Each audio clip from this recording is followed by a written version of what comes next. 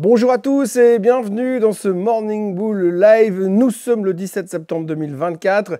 Vous avez vu, les jours avancent. Demain, on est le 18. Et le 18, il y a quoi? Oui, il y a la Fed. Il y a la Fed qui va baisser les taux. C'est fou, hein, on n'attend plus que ça. C'est absolument génial. Nos journées sont absolument passionnantes, concentrées sur la baisse des taux, concentrées sur un événement qui va nous prendre toute la semaine ou presque. Non, parce qu'après mercredi soir, il faudra digérer les informations, digérer le discours de Powell. Et puis ensuite, on se retrouvera jeudi soir en se disant, bon, qu'est-ce qu'on fait? Il reste plus qu'un jour. De toute façon, on fera en fonction par rapport à la tendance qu'on a déclenchée mercredi soir. Enfin, pour l'instant, on n'en sait pas plus qu'avant. Il n'y a pas grand-chose qui a changé. Si le Dow Jones a fait un record historique hier, il termine au plus haut de tous les temps et c'est fantastique, c'est fantastique. Et pourquoi il termine au plus haut de tous les temps? Eh bien, tout simplement parce qu'il y a tout d'un coup un retour de la théorie du Jumbo Rate Cuts qui est de retour parmi nous depuis hier matin. Et c'est assez intéressant de voir comment est-ce que tout ça nous est arrivé.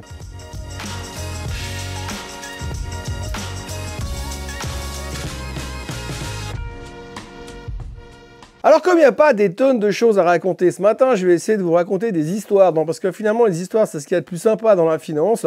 C'est bien de faire du narratif plutôt que de faire de la technologie ou de la technique ou du fondamental. Pire, du fondamental. Donc du coup, on va faire un petit peu d'histoire, raconter une histoire. Qu'est-ce qui s'est passé? Puisque finalement, vendredi matin et encore hier matin, je vous disais dans ces mêmes vidéos, pour l'instant, le consensus global, c'est une baisse de 0,25%. Il n'y a plus que quelques irréductibles gaulois qui s'attendent à une baisse de 0,5%. Donc tout était plié, il n'y avait plus qu'à attendre, se poser sur le banc dans la salle d'attente, prendre un bouquin et attendre que le dentiste nous appelle. Le dentiste, eh bien, c'est Jérôme Powell, mercredi soir. Et donc, du coup, qu'est-ce qu'on a fait? On a attendu, mais au milieu de tout ça, il s'est passé un truc. Tout d'un coup, entre hier matin et hier soir, la probabilité de voir un Jumbo Rate Cut, donc un Jumbo Rate Cut, c'est 50 points de base à la place des 25 points de base attendus, eh bien, elle est montée de quasiment 2% à 59-60% en l'espace de quelques heures. Mais comment se fait? C'est pourquoi cela? Puisque finalement, rien de nouveau n'est sorti. Il n'y a eu aucun chiffre économique important. Il n'y a eu aucune spécificité qui a débarqué dans le marché qui aurait pu nous dire que potentiellement, eh bien, il y avait une raison valable aujourd'hui tout d'un coup de changer notre fusil d'épaule et de partir sur un 50 points de base. Non, eh bien, il n'y a rien eu. Sauf que il y a quand même eu une espèce de petit déroulé qui a fait que tout d'un coup, les gens se sont dit « Ah ben, peut-être, pourquoi pas ». Alors, tout a commencé dimanche matin avec un article du Wall Street Journal. Enfin, dimanche matin, c'est plutôt dimanche après-midi chez nous, mais fin d'après-midi, on va dire dimanche, un article du Wall Street Journal, un journaliste qui dit que oui, finalement, ça serait peut-être pas complètement stupide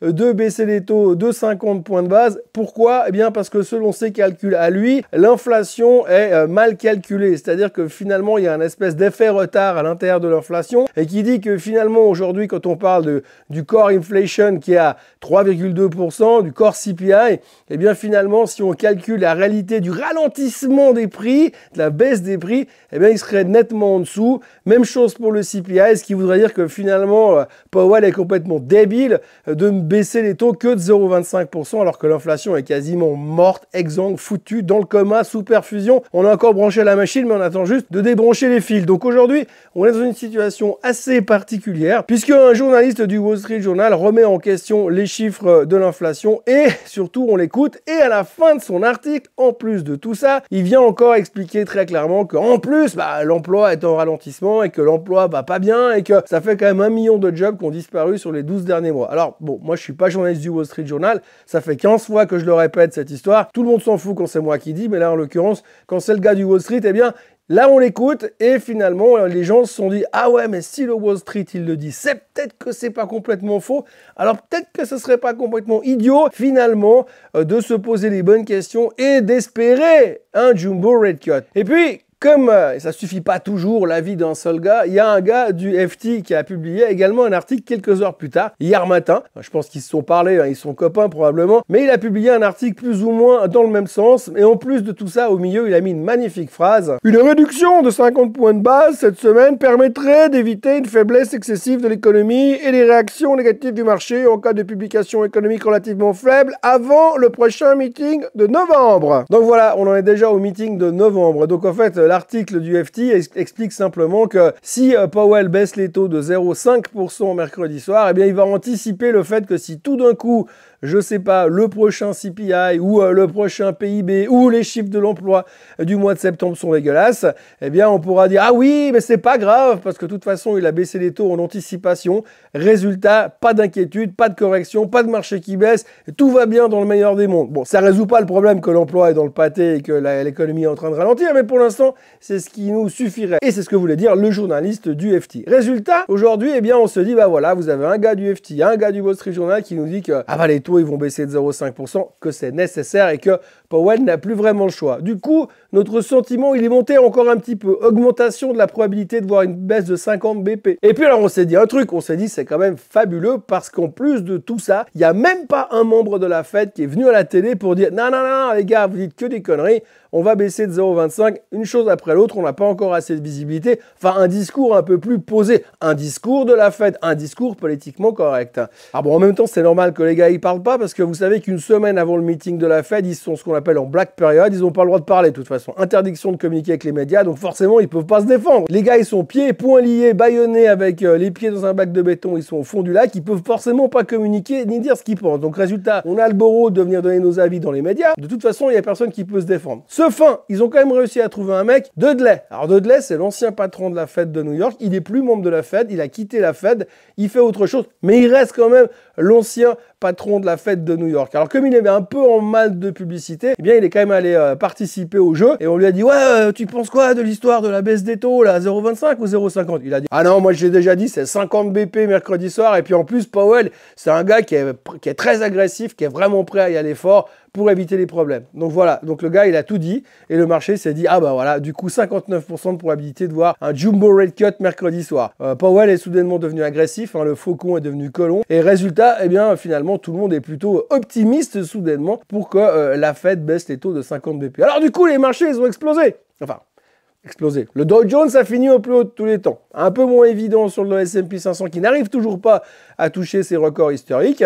Le Nasdaq est en baisse parce qu'il y a plein de problèmes sur la tech. Alors la tech, il y a deux problèmes majeurs. Tout d'abord, c'est Micron. Alors Micron, on s'est rendu compte d'une chose. Regardez le graphique. Vous voyez la moyenne mobile des 50 jours en vert et la moyenne mobile des 200 jours en blanc. Eh bien, ça veut dire qu'on est en train de se rapprocher de ce qu'on appelle une dead cross. Vous connaissez tous le principe de la dead cross, changement de tendance fondamentale sur une action. Bref, et tout d'un coup, hier, on s'est dit, oh mon Dieu, on dirait une dead cross. Pourtant, vous voyez que les deux moyennes mobiles, ça fait quand même un moment qu'elles se rapprochent. Hein. C'est pas depuis hier qu'on va en direction d'une dead cross. Mais hier, on s'en est rendu compte. Comme quoi, on regarde pas toujours tous les mêmes charts tous les jours. Mais en tous les cas, hier, on a découvert une dead cross sur Micron. Micron a baissé de 5%. Du coup, tout le secteur des semi-conducteurs était un petit peu en attente. En même temps, comme on sait pas trop à quelle sauce on va être mangé au niveau des taux, il n'y avait pas de raison de faire les grandes manœuvres. Et puis, en plus de ça, on a Apple qui a perdu 3%. Alors Apple, c'est pour une raison un peu différente. Il y a un analyste qui est très connu et qui est très reconnu, surtout sur Apple, qui a déclaré hier que selon les premiers chiffres des précommandes d'Apple, eh bien ça se passait pas bien. C'était une catastrophe, c'était horrible, c'était beaucoup moins bien que l'année passée, 12% en moins de précommandes. Bon, entre vous et moi, j'ai voulu les précommander 1750 balles l'iPhone 16. Je me dis que je vais garder encore le mien jusqu'à qu'il meure. Hein. Pour l'instant, il n'y a pas de raison non plus de se prendre la tête. Néanmoins, petite déception, boum, 3% sur Apple. Je rappellerai pour mémoire que c'est souvent le cas. On se dit, ouh, ça démarre pas bien. Puis tout d'un coup, il y a Noël, puis on se dit, ouh, mais à Noël, les gens, ils vont acheter plein d'iPhone. Et on repart un peu dans l'autre direction. Néanmoins, ça a mis un peu la pression sur le marché. Finalement, vous aviez le Nasdaq en baisse, vous aviez le DAX, le CAC, le SMI, tout ça était en baisse, tout ça était dans le vert. Un tout petit peu, parce que personne veut prendre des gros risques, hein. Personne n'ose aller short de toute manière. Au cas où, il y aurait un jumbo rate cut. Après, restera à voir si un jumbo rate cut, ça suffit pour faire monter le marché, puisque, petite statistique au hasard, il faut retenir une chose, c'est que quand les taux commencent à baisser, s'il n'y a pas de récession dans les 12 mois, le marché monte de 15%. S'il y a une récession dans les 12 mois, le marché baisse de 15%. C'est donc pile ou face. Hein. S'il y a une récession, on va s'en prendre une. S'il n'y a pas de récession, on va continuer à monter, ce qui est plutôt logique. Ce qui est assez bien, c'est qu'on est quand même monté 36% depuis le mois d'octobre l'année passée en anticipation de la baisse de demain. Et puis après, on va encore se faire 15% derrière parce que c'est génial pour l'économie. Bon, d'accord, j'exagère. Parce qu'il faut aussi retenir qu'ils vont aussi baisser les taux en novembre, et puis en décembre, et puis en janvier. Bref, tout ça pour dire que dans quelques temps, on sera bientôt 2% plus bas sur les taux directeurs aux États-Unis et que ça devrait booster l'économie et relancer l'emploi. Enfin, On espère. Et puis pour montrer qu'on a quand même un petit doute sur l'avenir de demain soir et comment le marché va le prendre, Microsoft a fait une très belle annonce, share buyback de 60 milliards, augmentation du dividende de 10%, le titre montait de 0,17%, donc on sent que pour l'instant ça reste un petit peu pas trop motivé pour faire les grandes manœuvres aujourd'hui, ce qui est assez logique puisque demain ce sera Jumbo Rate Cut ou pas Jumbo Rate Cut, mais Rate Cut, ça c'est sûr. Et puis alors pour couronner et conclure cette vidéo, eh bien on notera aussi que certains ont commencé à parler de Hindenburg Omen. Alors le Hindenburg Omen, c'est une figure technique, une configuration technique des marchés financiers qui montre une grosse hésitation. C'est-à-dire que pendant longtemps, vous restez à haute altitude, proche des records historiques, et que vous avez certains indicateurs qui passent en dessous de zéro, des indicateurs techniques comme des stochastiques ou des machins comme ça. Bon, je vais pas vous rentrer dans le détail parce que de toute façon, il y en a pour une heure et ça servira à rien à la fin, vous verrez pourquoi. Si vous voulez regarder et comprendre ce que c'est un Hindenburg Omen, je vous recommande d'aller sur investopedia.com parce que la raison du pourquoi du comment, eh bien, c'est pas évident à comprendre comme ça. Néanmoins, c'est un signe négatif. Alors, de temps en temps, vous verrez, vous l'avez déjà vu, on en a déjà parlé dans cette émission, régulièrement, il y a un mec qui dit « Ah, il y a un Hindenburg Omen !» Ah oui, c'est vrai, il y a un Hindenburg Omen, c'est un signe négatif. En général, quand ça se déclare, eh bien, il peut y avoir une tôle monumentale sur les marchés. Il peut. Grosso modo, ça marche pas à tous les coups. Ça marche même rarement à tous les coups. Donc, statistiquement, sauf erreur, je crois que ça marche mieux si vous faites pile ou face. Pile j'achète, face devant, eh bien, c'est plus efficace qu'un Hindenburg Omen. Néanmoins, on en parle parce qu'il faut quand même un peu mettre la pression sur les gens pour pas qu'ils soient trop bullish. Voilà, donc si vous demandez de quoi on va parler aujourd'hui, Hindenburg Omen, un petit peu, Jumbo Rate Cut, beaucoup, que ça en pratique, on va parler que de ça en attendant paisiblement demain soir. Alors bien évidemment, je vous retrouve demain pour une nouvelle vidéo pour faire le point sur ce qui s'est passé, qu'est-ce qu'on a inventé comme nouvelle raison d'avoir une baisse de 75 points de base demain soir. Et puis après, on va décortiquer ça en attendant la baisse des taux officiels de demain soir à 20h. Et puis alors, chose exceptionnelle, mercredi soir, le 18, après le meeting de la Fed, eh bien le Morning Bull Live, il aura lieu à minuit. C'est-à-dire que je vais faire la vidéo après le meeting de la Fed. Comme ça, vous aurez mon opinion et surtout toutes les informations qui auront été données par Powell. Après, à partir de minuit, comme ça, vous aurez largement le temps de digérer la chose avant l'ouverture de jeudi matin. D'ici là, n'oubliez pas de vous abonner à cette vidéo et comme ça, vous ne raterez pas l'update de mercredi soir à minuit. Likez cette vidéo, partagez-la, parlez-en autour de vous et puis nous, on se retrouve demain matin pour brasser de l'air comme aujourd'hui. Mais ça me fait tellement plaisir de vous voir qu'on ne va pas rater cette occasion. Allez, bonne journée à tous, soyez forts et à demain. Bye bye!